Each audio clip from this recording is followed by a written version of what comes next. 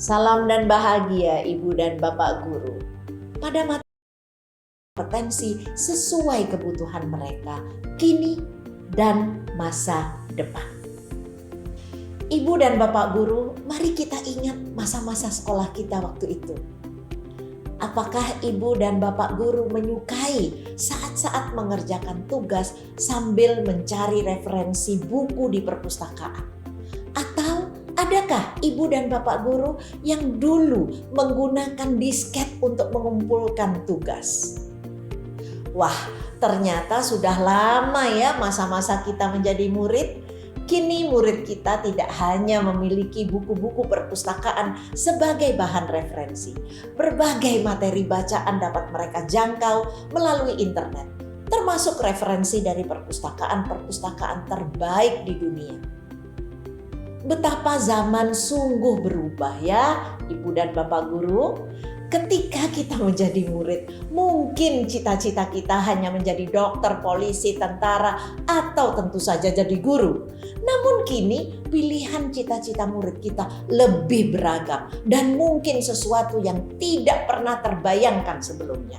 Mereka kini ingin menjadi ilustrator, animasi karakter kartun, menemukan software komputer, pengembang aplikasi games, atau bahkan gamer atau YouTuber.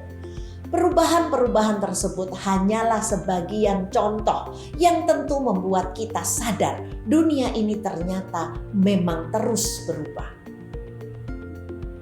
Jika mengingat kata-kata Ki Hajar Dewantara pada modul Merdeka Belajar, maksud pendidikan adalah menuntun segala kekuatan kodrat yang ada pada anak-anak agar mereka dapat mencapai keselamatan dan kebahagiaan yang setinggi-tingginya baik sebagai manusia maupun sebagai anggota masyarakat. Maka demi menuntun kodrat murid-murid kita, pembelajaran termasuk kurikulum yang kita selenggarakan juga harus terus menyesuaikan dengan kebutuhan mereka. Sebagai guru, kita harus belajar terus untuk mengikuti dan memahami tren kehidupan murid kita yang tergolong generasi Z dan Alpha. Berbagai penelitian menyampaikan bahwa mereka sulit dipisahkan dengan media sosial. Keadaan ini bisa dimanfaatkan oleh guru untuk tujuan pembelajaran. Misalnya dengan meminta murid membuat dan mengumpulkan tugas melalui aplikasi digital. Ibu dan Bapak Guru, ada pepatah yang mengatakan, "It takes a village to raise a child." Butuh seluruh desa untuk membesarkan seorang anak. Bagaimana Ibu dan Bapak Guru memaknai pepatah tersebut? Pepatah ini menyiratkan perlunya peran orang tua, masyarakat, dan sekolah dalam mewujudkan kurikulum yang berpihak pada murid.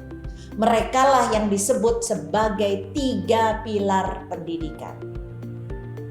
Oleh sebab itu, ketika kita merancang kurikulum, kita harus menempatkan kebutuhan, pendapat, pengalaman, hasil belajar, serta kepentingan murid sebagai rujukan utama.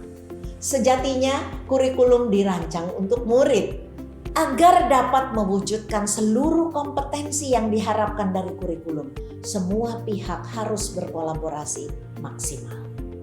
Misalnya, guru terus belajar memfasilitasi pembelajaran yang sesuai. Orang tua terus memahami perkembangan dan kebutuhan murid. Begitu juga dengan pemerintah daerah dan pusat, serta semua yang bergerak di bidang pendidikan juga harus terus mengikuti perkembangan kebutuhan murid. Menurut Ibu dan Bapak Guru, bagaimana perubahan kurikulum membantu kita mencapai tujuan pendidikan?